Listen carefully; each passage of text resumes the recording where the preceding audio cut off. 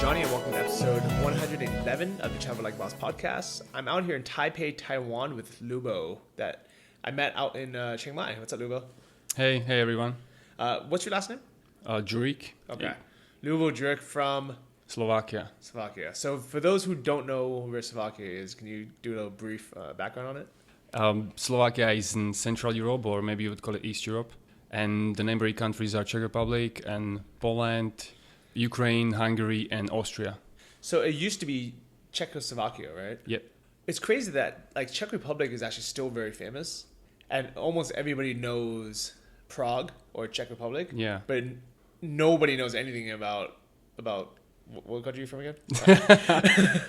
Yeah, this can be kind of annoying for me actually sometimes, because exactly as you said, and many people, especially from Asia, travel in Europe, and they always go to Hungary and they go to Austria and Czech Republic, and they always skip Slovakia, or they only take a train through and they never visit, or only they stay for half a day in Bratislava and that's it. Yeah, I took a train through from Prague to wherever the next country was, probably Budapest. Yeah, exactly. To Hungary, yeah. And I saw it, and it looked beautiful. Like Okay. I think I saw some castles, Yeah. lots of forests. So it was a nice looking place, but I didn't stop. Yeah, actually, I think that Slovakia is the country with the most castles per capita in the world. Okay, nice. How's the food compared to Czech food? Is it exactly the same? Not exactly the same, but since we were a country for quite a few years, then the food is fairly similar, Okay. but definitely not the same. And the main national Czech food and main national Slovakian food is different, definitely. What would the national foods be? This is super difficult to explain because the main ingredient is doesn't exist anywhere, only in Slovakia and in the southern part of Poland. So the name is brinza, and it's a kind of goat cheese. Okay. But since nowhere else they make it, then there is no other way to call it than only goat cheese, which is not exactly the same thing, but still. Okay. And what do you eat it with? So you make kind of like small gnocchi or dumplings. Maybe you boil it in water, and they are made from potatoes, and then you put there this brinza, the goat cheese, and bacon, and some sour cream, and chives or green onions. Okay, that sounds good. Yeah, And it's so, super delicious. Yeah. I know in Czech Republic, from what I remember at least, a lot of the main foods were things like, what was it? Was it goulash? That was popular there. Yeah, goulash is originally from Hungary actually, Okay. but we do have a lot of goulash as well because there is a Hungarian goulash and then many other different kinds. So in Czech Republic there can be some different taste or different kind. Makes We have a sense. different one as well. Yeah.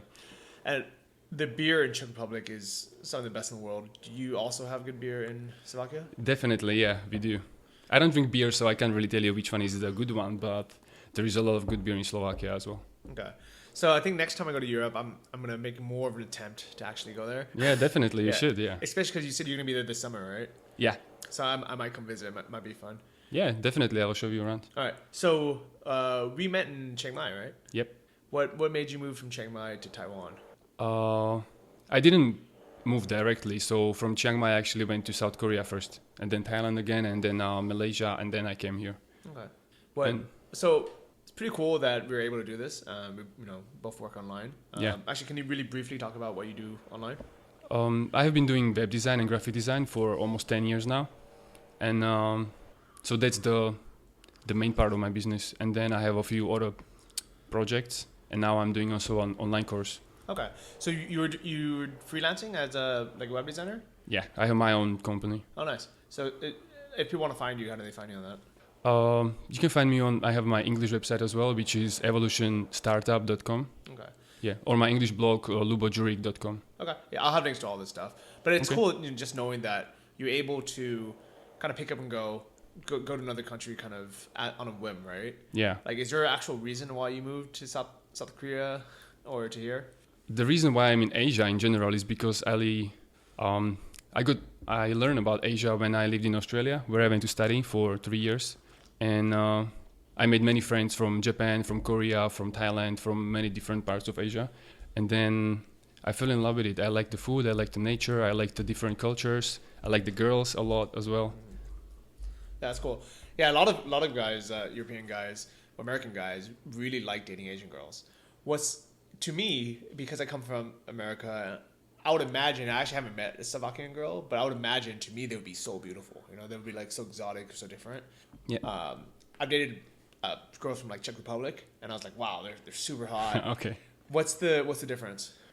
Between, you mean Czech Republic and Slovakian girls? Just like Slovakian girl and Asian girl. Many people who visit Slovakia, they say that Slovakian girls are really beautiful. And yeah, I guess that's true. They definitely can have big chest compared to maybe body fat, I guess. Yeah. So they can be pretty slim and can be pretty girly or feminine. Yeah, so quite tall as well. Okay, so you don't like tall, beautiful girls with big breasts? No, it's not just about... not everything is about the looks only, man. Okay. So what is it about Asian girls that you like then? I don't really know. Nowadays when people ask me about like why I like Asian girls so much and not really date Western girls, I don't really know why, because I have been dating Asian girls for 7 years already. So I was a totally different person 7 years ago. So when I was dating girls from Slovakia at that time, it was really different. But I like Asian girls because, I don't know, I guess I prefer cute more than sexy, I guess. I don't know. Yeah, and you know what? And this is all like personal preference. Yeah, definitely. Like for me, I actually hate cute. For some reason, it really annoys me when a girl acts cute. No, I don't like the super cute. Yeah, I like trying to be cute. That's different, yeah. But the appearance. But actual cute. Yeah, Well, definitely. So we're recording this in a hostel in Taipei. It's called 8 Elephants. And all the girls that work here are like super cute Taiwanese girls. So I can see, a lot of guys, most guys, including yourself, being like, these girls are awesome. Because most of them are actually pretty smart. They speak really good English because they work at a hostel, and a lot of them lead tours. And it's not that they're trying to be cute. It's not like they're going out of their way to be cute. I think that's kind of just their personality. Yeah. I think for me, I value things like independence, a different type of humor, and a different type of, I like girls that are really like sporty, athletic, things like that. And I value that. So I don't think, I think it's just different. And I think that's why I'm not attracted to most typical Asian girls. Yeah. Is because of the qualities I value in a partner, I'm super difficult or super picky in this as well. So definitely I don't like all Asian girls just because they're Asian. Yeah. And definitely I have my preferences as well. So I really don't like the typical Taiwanese needy girl, which just wants a boyfriend just so that she has a boyfriend and she has someone taking care of her. I really don't like that. So I also prefer when the girl is a little more independent, when she has goals, when she is trying to stay healthy, when she exercises and doesn't eat just junk food. But at the same time, like a lot of the qualities that guys do like with that, like let's say the typical Asian girl would be, he'd want a girl who, I don't want to say, what are some non-negative words for this, but, like a lot of times guys, they want a girl that is a little bit clingy, that is like, they're in a relationship, they want to do like matching outfits, or they want to do Korean style. Yeah, like, or stuff like that. Or take care for me in the Japanese style. Yeah, And I think some people, they like, being in a relationship where they feel wanted, they feel needed, But I mean, aside from that, like, this isn't a relationship podcast. I don't really care. Yeah. But it's cool knowing that, like, no matter what we're looking for in the world, we can just move there and just have it fit our lifestyle. Definitely. Yeah. One of the main reasons why I'm not in Slovakia is just because I'm not interested in dating Slovakian girls. So I'm here because I can do it here. Well, guess I'm going to Slovakia. I'll take that for you, buddy. Yeah. No problem. But no, it's. I actually think that if you're single, especially if you're a single guy and you want to like explore the world, why not go somewhere where you are different and girls are like automatically going to be more attracted to you? So I always tell English guys this. I'm like, man, if you're an English guy and you have like that English posh accent, just go to the US and there's going to be so many girls wherever you go that are going to just, throw themselves at you, like literally saying like, oh my God, you're British, and it's, part of it's a stereotype. Part of it is people are interesting because they're, they have a whole new culture, things that they've seen on TV, it's just fun. It's, what's the word for it? It's like it's just like the a unknown. new experience, The unknown excites you, yeah. And it's the same in Asia. In here, so many girls told me that they love the British accent. I don't know why, man. Yeah, actually, it's probably from, TV. And you as like a tall, good-looking white guy, here you really stand out. Yeah. Versus in Slovakia, I'm assuming most, you kind of blend in, right? Yeah, definitely. And also the girls in Slovakia kind of prefer the dark hair, dark skin, kind of maybe South American or South European kind of guys. Because it's different. Yeah, exactly. So I'm the opposite.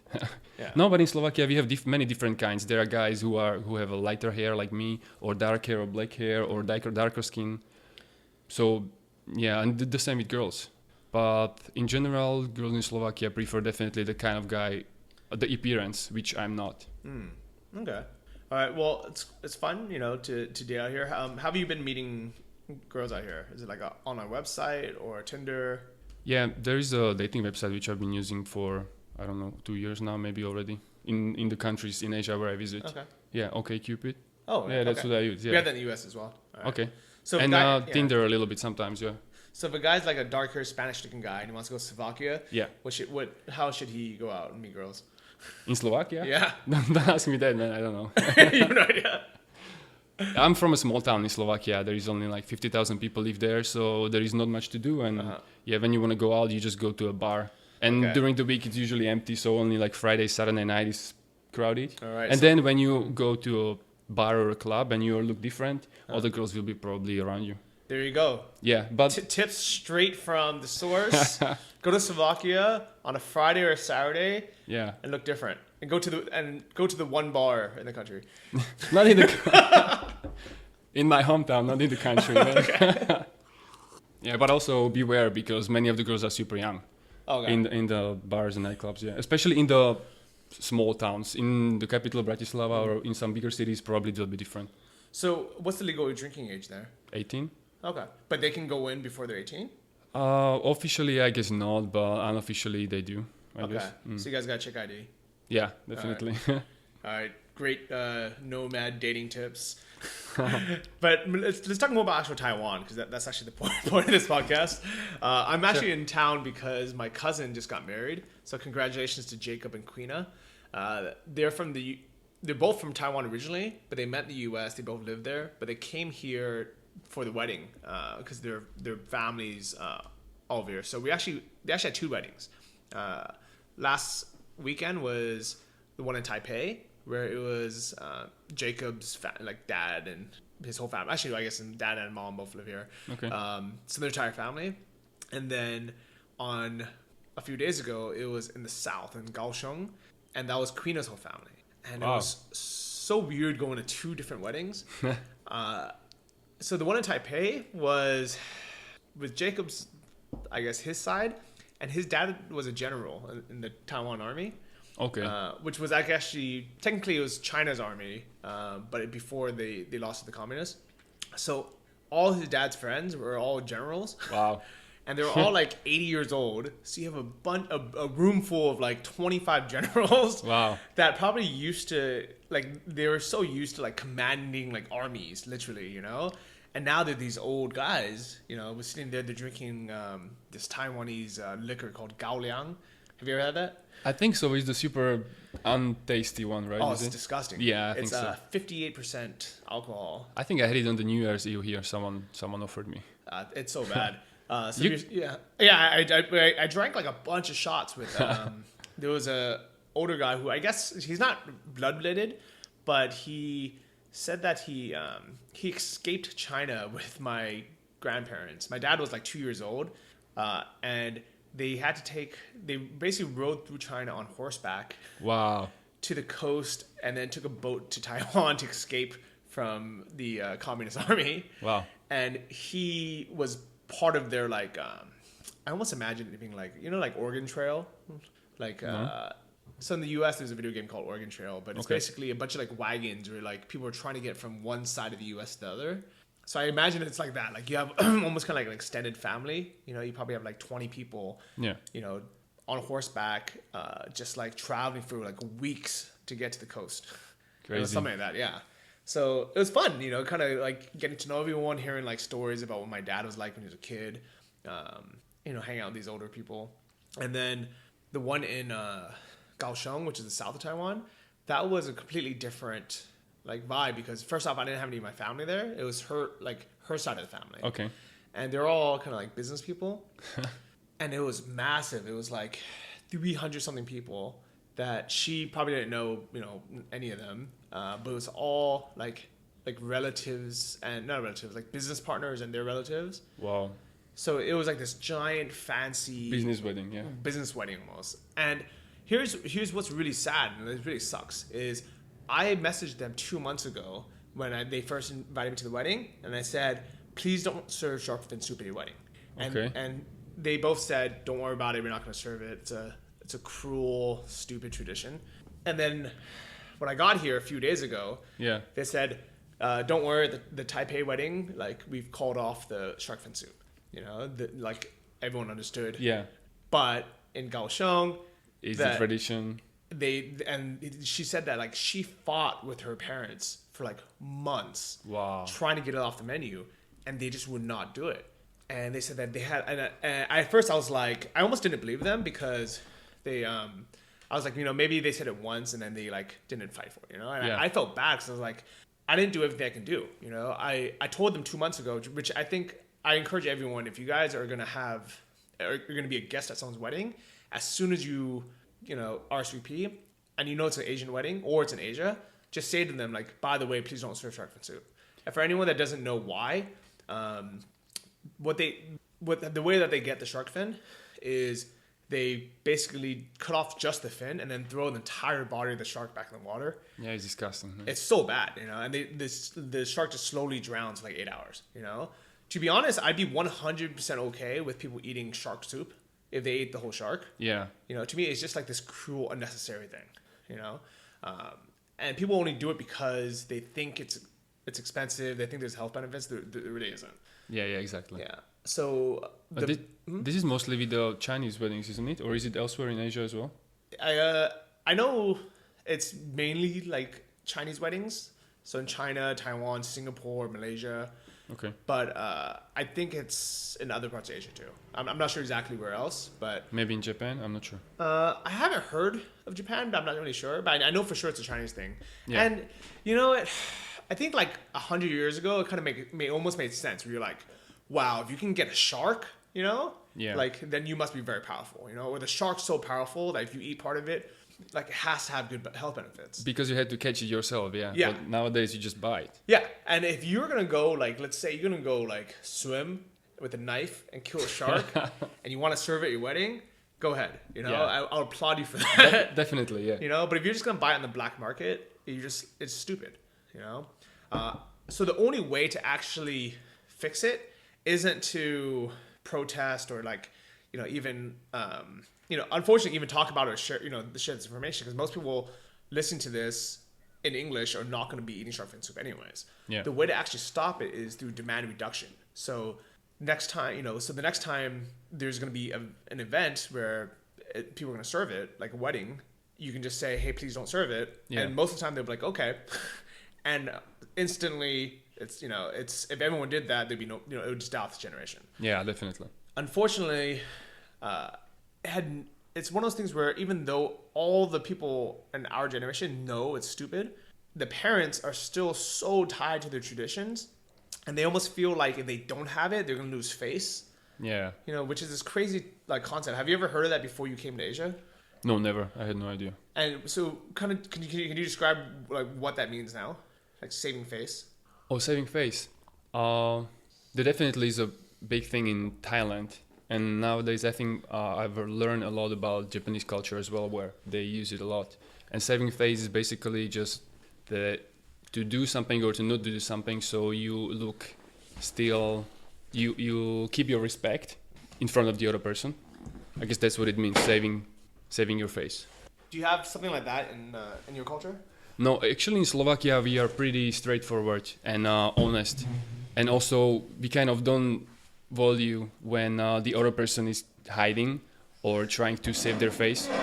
So this is an issue oftentimes, especially in Asia, but also some people in Australia noticed it. Like my English teacher at that time, he said like, yeah, Eastern Europeans are so straightforward or so honest. Like we tell the teacher like, no, I disagree, this is not the way it's supposed to be. Yeah. But most Asian in most Asian countries, people don't say that because they respect the teacher, for example, or Yeah, because that makes sense. they don't want to lose the faith. They don't want to argue, and then at the end find out that maybe they were wrong, and then people will realize that they were wrong.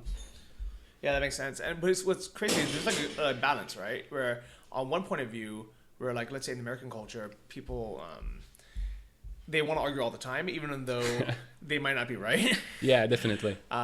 And they don't give like the, let's say like the teacher or the older person the kind of benefit for the doubt. Like maybe they know something I don't know, you know, or like maybe there's a reason, you know, why someone's doing something that I don't actually understand yet, you know. But on the other side, when like we care too much about tradition just for tradition's sake, or for, you know, so in Chinese it's like for parents' sake, you know, I think that's the translation for it. Is then you end up with these stupid traditions that you kind of just keep passing down, you know. Yeah. Yeah.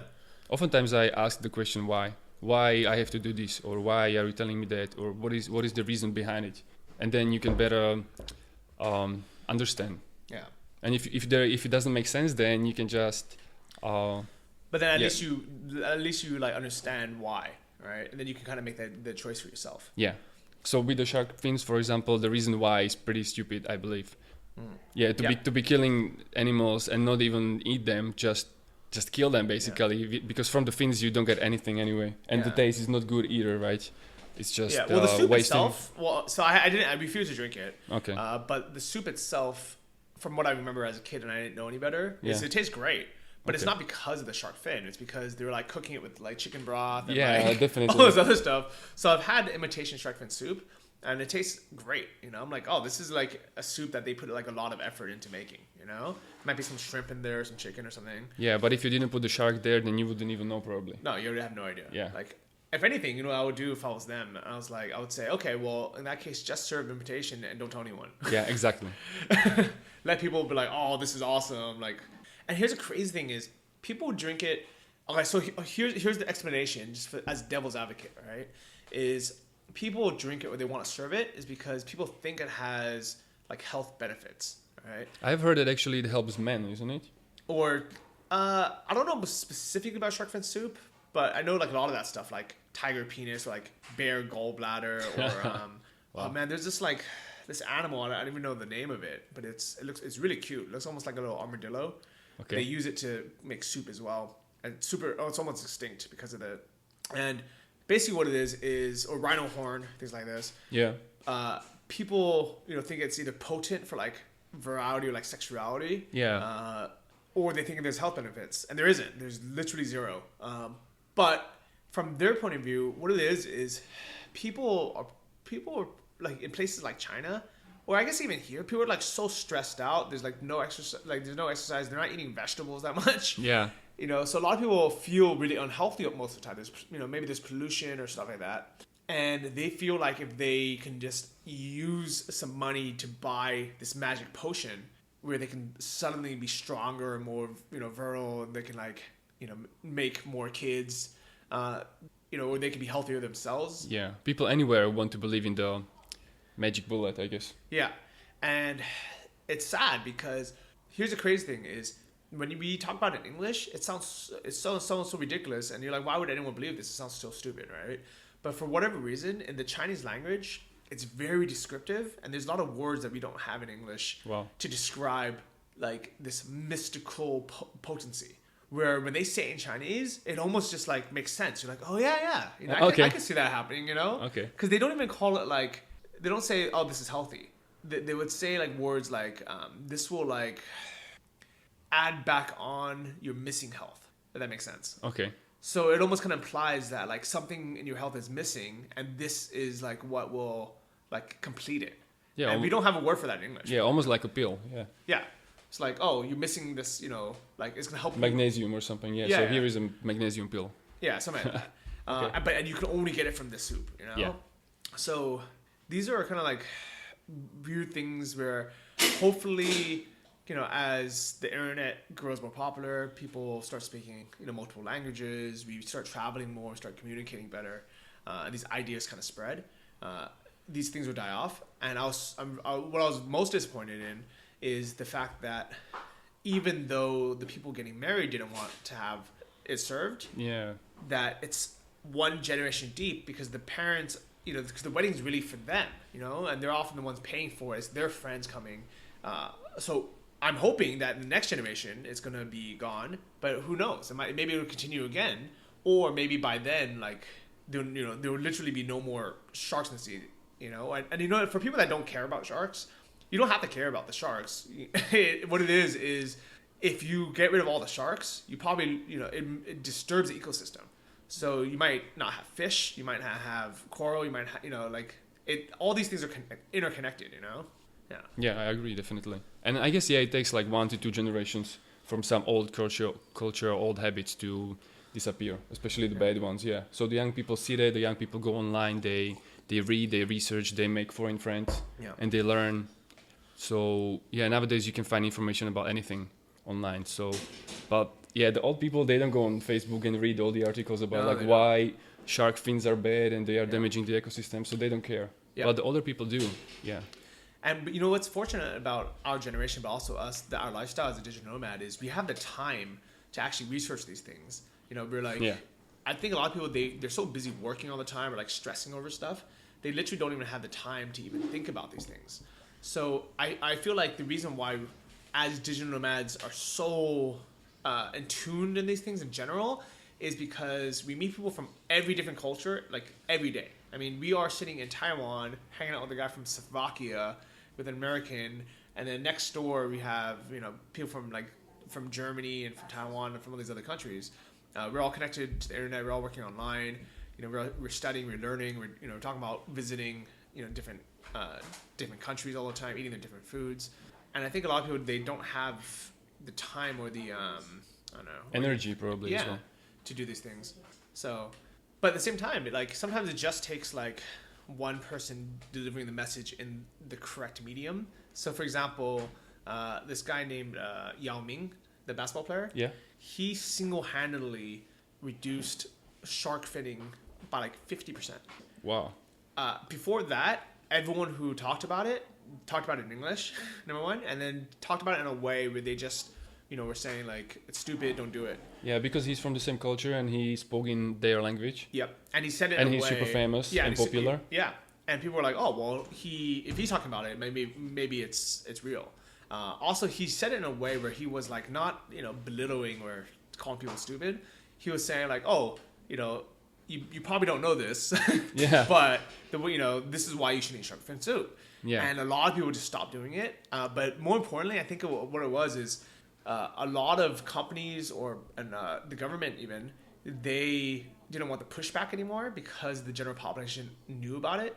So they stopped serving it, and that was like pretty much half. That's great. Yeah, this is the way. Definitely. Yeah, 100%. So like I'm a big supporter of demand reduction for any, whether it's saving rhinos or saving whatever it is. So that's why I always donate to places that do that. And even though I feel bad, and I understand why people want to spread the message for other things, like shaming people or posting pictures of like rhinos with their horns cut off, it doesn't actually do anything. Like maybe in the very, very long run, like maybe you could reach someone who didn't otherwise know, and then they go out and help with the campaign that reduces demand through like education. Why not just do that in the first place? Yeah. So, people do these things for profit. So, and then if you don't buy it, then they will stop doing it. Yeah. And the stupid thing is like everyone focuses on like anti-poaching or making it harder. But all that does is it drives up the price of the item, making it more valuable. Yeah. So on the black market. Yeah. So it's more profitable to go out and do it. And that's why, I guess in the very short run, it's good to have anti-poaching because then, maybe people just go for a free-for-all. But it's like a Band-Aid, It's like you're putting a bunch of Band-Aids on something. Wow. It's the same like with drugs also. You ban drugs and then the price is quite high. And if you allow them, then the price drops so much down. Yeah. Because it's easy to get it. Exactly. But the real way to fix both problems is through education and getting people to reduce demand. And say, okay, what? Let's not focus about the war on drugs. Let's focus about getting people to stop buying drugs. Yeah, giving them an alternative, a healthier alternative. Yeah, or even just educating them on why they shouldn't be buying drugs, or giving them a way to stop buying it. Yeah, that's what I mean. Yeah, don't do drugs, do yoga, for example, or something like that. Yeah, something. All right, I like it. Yeah. So back to Taiwan. You started nomadtaiwan.com. Yep. Why? What made you decide to invest your time and energy into this? Actually, it was your blog post, Johnny, which inspired me. Oh, really? Yeah. That's funny. Okay. Yeah, because I was coming to Taiwan, and at that time I told you that I saw your article about Taiwan, and you were talking about Taiwan as a potential good spot, potential hotspot for digital nomads, but it's not yet, and it's difficult to research things for digital nomads in Taiwan about where some cool cafes are, where some co-working spaces in Taipei or other places. So I thought it would be a cool idea actually to do that, to make a website which would make it easier for people to come here and find the things which digital nomads look for when they go to a new country. I like it. Yeah, it's cool that you're doing that because Taiwan, I think, has a huge potential of being a nomad hotspot. There just isn't the infrastructure yet. There's not enough people, and when they come, they don't know how to meet each other. They don't know where to go. Yeah, definitely. But, every time people ask me, like, if Chiang Mai didn't exist or if the visa rules changed, where would you go next? And it's really hard because I don't know. Yeah. Vietnam is super popular, but there is difficult with visa as well, isn't it? So Vietnam sucks to go as a 30-day tourist because you have to like do these ridiculous visa online visa things. They have to wait in this line and hire someone to do this and get a letter of approval and all this ridiculous stuff. Even if you want to go just for 2 weeks. But if you are a long-term digital nomad and you want to stay there for months and months, it's actually very easy to stay for long-term because they accept bribes. Okay. So it's like... If you don't mind to bribe someone, then go there. But it's one of those things where like, that's Vietnam. It's shady. It's like a shady country, man. Yeah. Like, I don't like that. I hate that. A lot of people were like, no, it's easier. And it is. I mean, if I wanted to live there, I'd be pretty happy that I can just bribe someone $100 and say, hey, take care of this visa for me. But I don't like living in a country where that isn't the option. Yeah, definitely. And we had communism in Slovakia before, so I was still super little actually, but so I don't remember. But I remember based on the stories from my parents and from family members and grandparents, and I definitely don't want that. Yeah. So I think the reason why Vietnam will not become the nomad hotspot is, number one, it's a lot more expensive than Thailand. Number two, it's a lot more dangerous. And a lot of people, there's not like the nature and the calmness. It's like a very rushed, busy city, especially Saigon.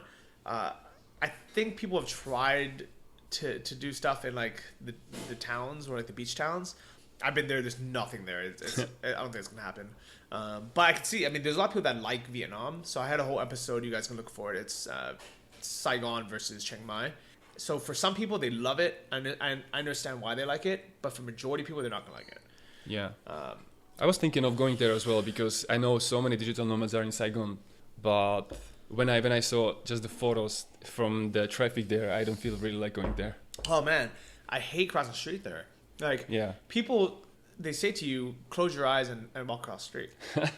And at first I thought they were joking, but they were actually serious. Because the way that the traffic works is it'll never actually stop. So you can't just wait, for the lights or for the people. Yeah. And even with lights, it doesn't matter. People just keep going. Yeah. So what you do is you basically just start walking, but at a same slow pace, yeah. And the cars and motorbikes will drive around you.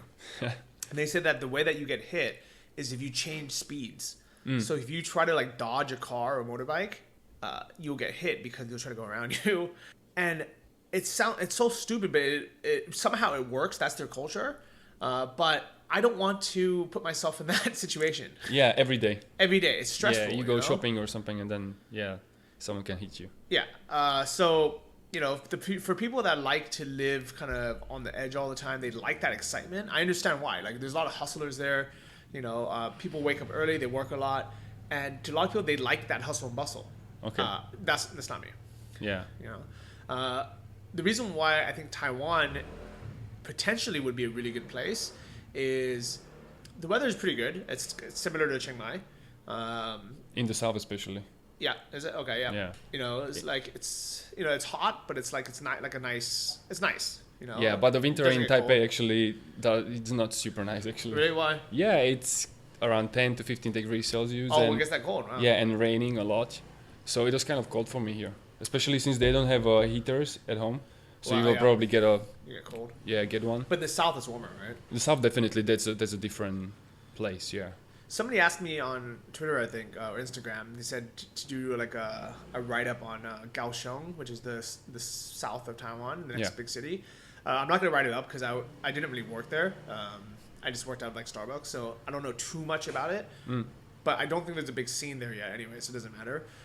But as far as a city, I think it's like the Chiang Mai of Taiwan. Yeah, definitely Kaohsiung could be the potential digital nomad hotspot. Yeah. And probably because of the weather.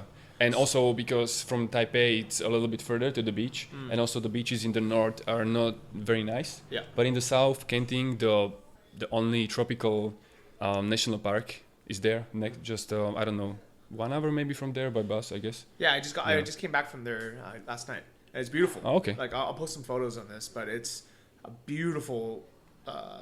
It's a beautiful beach town. Yeah. So Taiwan itself is an island, but it's so big that it feels more like a city. But Kenting is the very south of it, and it actually looks exactly like Cape Town. So in South Africa, at the tip where the oceans meet on both sides. When you drive to the south of Taiwan, it's the same thing where you have ocean on both sides, and it goes to a tip, and there's a lighthouse on the end of it. It looks almost exactly the same. It's actually pretty cool. Like beautiful forests and parks, beautiful beach. Great. The only thing I didn't like about the beach is it's like very made for tourists. They have like jet skis on there and like lots of water sports and stuff. So it's not really a place to kind of just chill and relax. You know, it's more of like a place to go like do stuff, you know? Yeah. There's scuba diving down there. I haven't done it in Taiwan, so I don't know how it is. I know that there is a bunch of very small islands in Taiwan or around Taiwan, which still belong to Taiwan, and then you can go there and probably there is some of them can be quite touristy as well, especially in the season. But I know some of them are kind of empty because there is not that much traffic going there.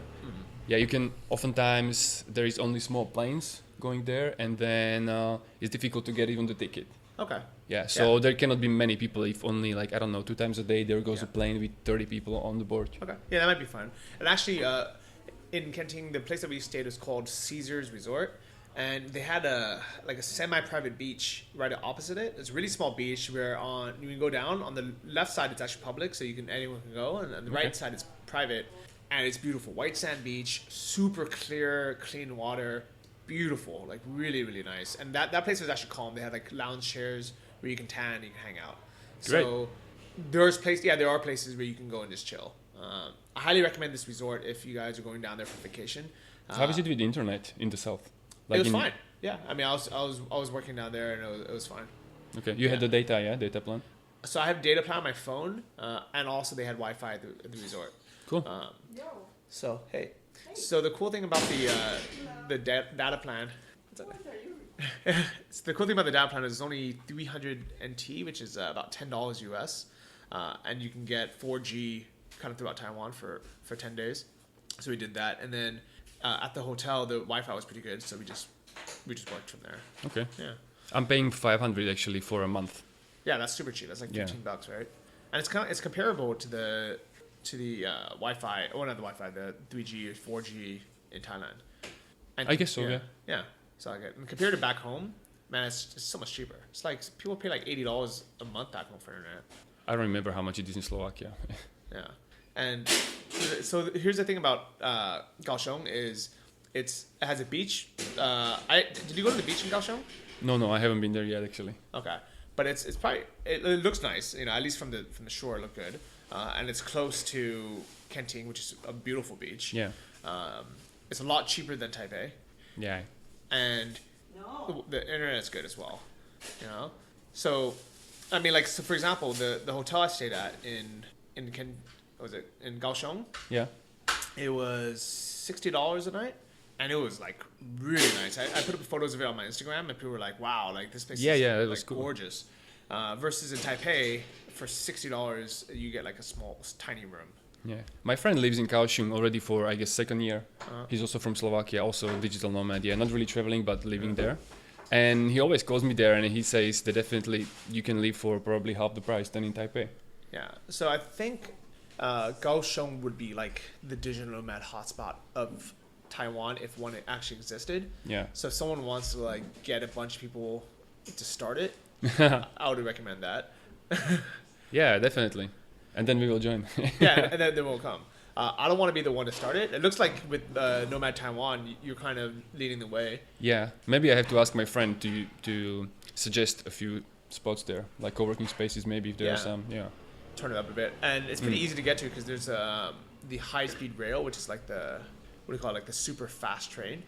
I guess they call it high-speed train. Yeah, high-speed train. Yeah. So from Taipei Airport, you can take, well, I guess, yeah, from Taipei you can take the high-speed rail to Kaohsiung in like less than 2 hours. And it's a super comfortable train. It like the infrastructure is good. And it's almost like comparing. Imagine if you can go from Bangkok to Chiang Mai on a high-speed train in less than 2 hours.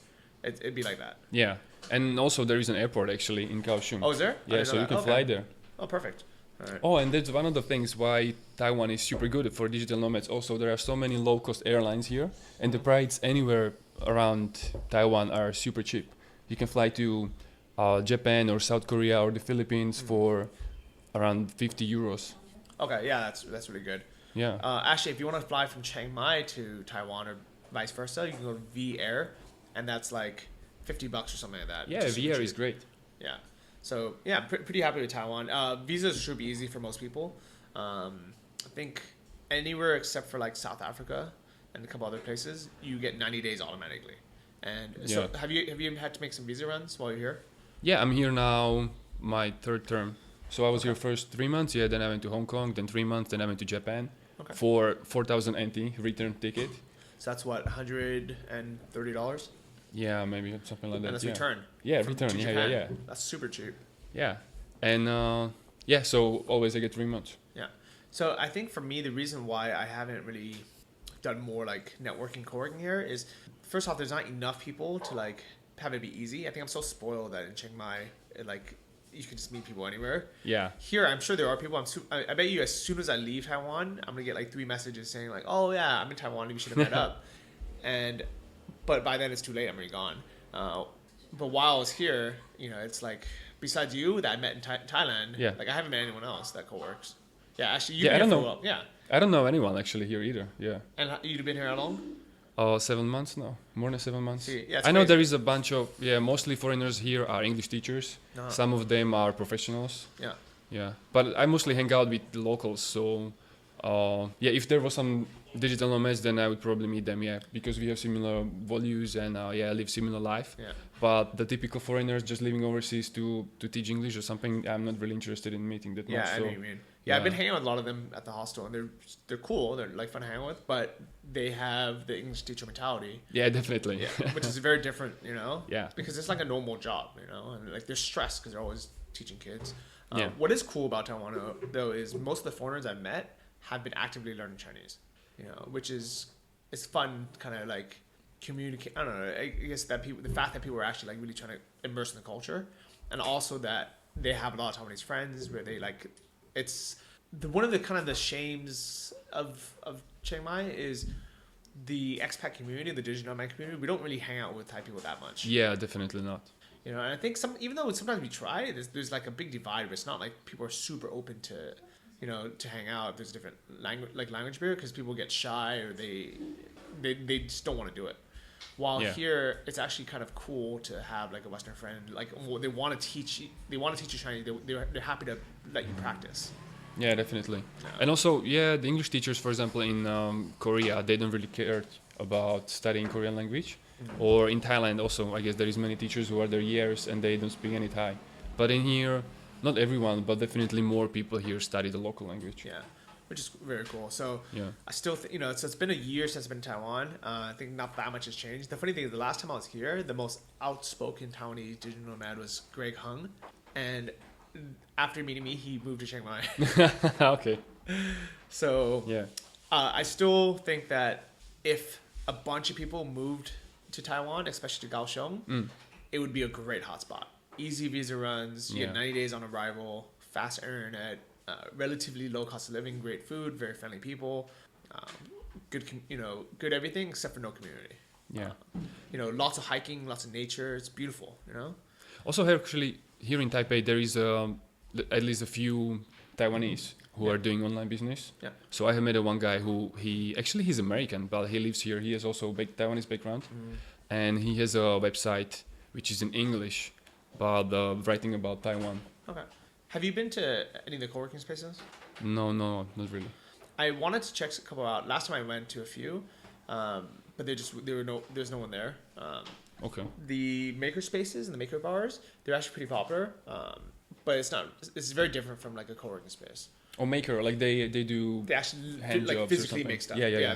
I don't think they give hand jobs. But Yeah. they like physically make things with their hands. Yeah, you're right. Okay, yeah.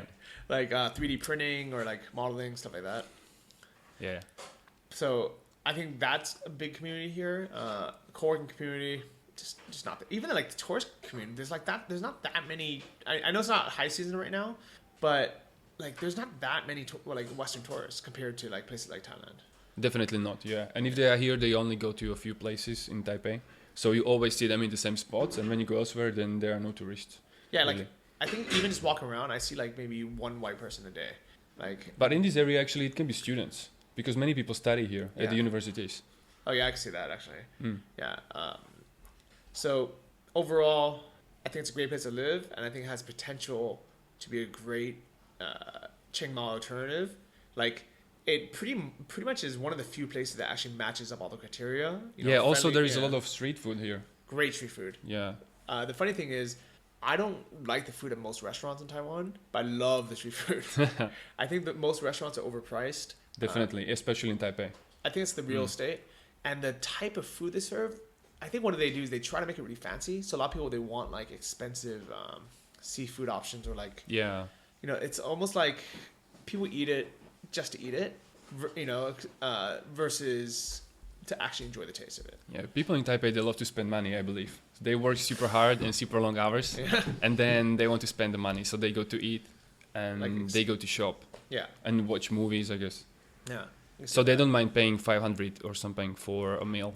Or like sometimes it's way more than that when you go to like restaurants. Versus the street food is so cheap and so good, and the night markets are amazing here.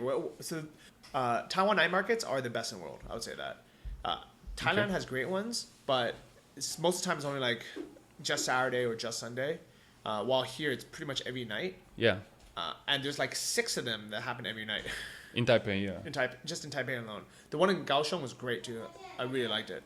I like the one in Taichung, which is the 3rd biggest city, I think. I haven't been there yet. Yeah, I've heard that that's one of the biggest ones in Taiwan, actually. Okay. Yeah, that was super good as well. Yeah, night markets here are amazing, but just not yet of a scene. So if the visas change in Thailand and we all have to leave, Yeah. if we can actually convince everyone to move to Kaohsiung, that would be a great place. Yeah. I don't think it's going to happen. Honestly, I think everyone's going to move Elsewhere. elsewhere. We don't know where yet. Maybe Cambodia, Philippines, Vietnam. I don't know. Somewhere else. But this actually would be the best place. It's super easy. It's super easy here with the visa because the Taiwanese government doesn't really care, and many people live here for years, and they just every 3 months fly somewhere for 4,000, or even you can fly to Macau or Hong Kong for like 1,500. So Super like cheap. $35. Yeah. Yeah, and it'd be cool to visit these places too. To go to Macau, to go to Yeah, Japan, definitely. to go to Philippines, to go. And then you come back 3rd time, 4th time, 5th time in a row, and they don't care. They don't care. Maybe they ask you a question like, the first time they didn't ask me anything. The second time they asked me like, how long are you staying this time? And I said like, I'm staying, I don't know, 2 months, and then I'm leaving. And they're like, okay, enjoy. Yeah, they don't they're really like super care. nice about it. Yeah. So I like it. All right, well, I mean, unfortunately, we don't have much more to talk about here. I mean, it's like almost kind of like saying like, it's amazing, it's great, But people come. But yeah, there's not really a big reason to come. So that is the Taiwan update. Where are you going next, Lubo? I'm going to the Philippines in June for a month, and then I'm going back home to Slovakia for my brother's wedding. Okay. And then I'm going back here actually. Really? Yeah, in August. That shows that you like it that much. Yeah. All right. Well, maybe I'll see you in Slovakia. Yeah, hopefully, yeah. Okay, very cool. So if anyone wants to reach out to you, how can they find you? You can find my website, my personal blog, lubojurik.com. That's lubojurik.com. Yeah. Yeah, or on my Facebook. Yeah, the same. You can Google my name. Okay. I'll have a link to everything. Okay, cool. Headed back to Chiang Mai tomorrow, so I will see everyone there. Yeah, Thanks good luck. for being on the show, Lubo. Thank you. All right, peace out. I'm on my way to the airport in Taipei. Wanted to give a quick thank you to everyone who's taken the time to leave great reviews on the iTunes store for the Travel Like a Boss podcast. If you've enjoyed this podcast and you want to help spread the word, you can tell some friends about the show, have them subscribe, or if you really want to make a huge impact, log into the iTunes store and leave a review because that bumps up the podcast in ratings and other people can find it. So big shout out to everyone the last few months. Jedi Juice, Iron Fox, Stefan Marco, and I in the Lion, as well as Clay Galado. And from this month, in the last couple of weeks, big shout out to Car Audio Chris, Johnny's Inspiration, and I'm really looking forward to the episodes. I started from the beginning, and I'm on episode 16 right now. Keep up the good work. Shout out for Chris as well for shutting down the haters on YouTube. Coupon Queen says, Johnny does a great job of providing all the information you need about being a digital nomad and optimizing at life. Love his podcast. And last but not least is Hamad. Not only can you tell Johnny's a genuinely great guy, but he's also passionate about this lifestyle and helping others into it. He really wants to help you, whether he gets a penny from it or not. He truly just wants to help you succeed. I love his podcast and the guests and the focus on the how, what, why, and each person's journey to the new rich lifestyle. I can't say enough about how much this podcast has helped me realize the possibilities there are for us. I can't recommend this enough. Download some episodes, listen to them at work or whenever, and be prepared to drop this 9-to-5 routine and decide to live the life we all truly want. I owe a nice steak dinner, Johnny. Keep it up. Awesome, everyone. Thanks so much for leaving the reviews. It helps more than I know. And I'll see you back next week. See ya. Bye-bye. Thank you for listening to the Travel Like a Boss podcast. If you want to hear more, including the bonus How to Choose the Perfect Niche episode, join our mailing list at travellikeabosspodcast.com. See you next week. And remember, if you want to travel like a boss, you need to be your own boss. So start your online business today and start living the lifestyle you've always dreamed of.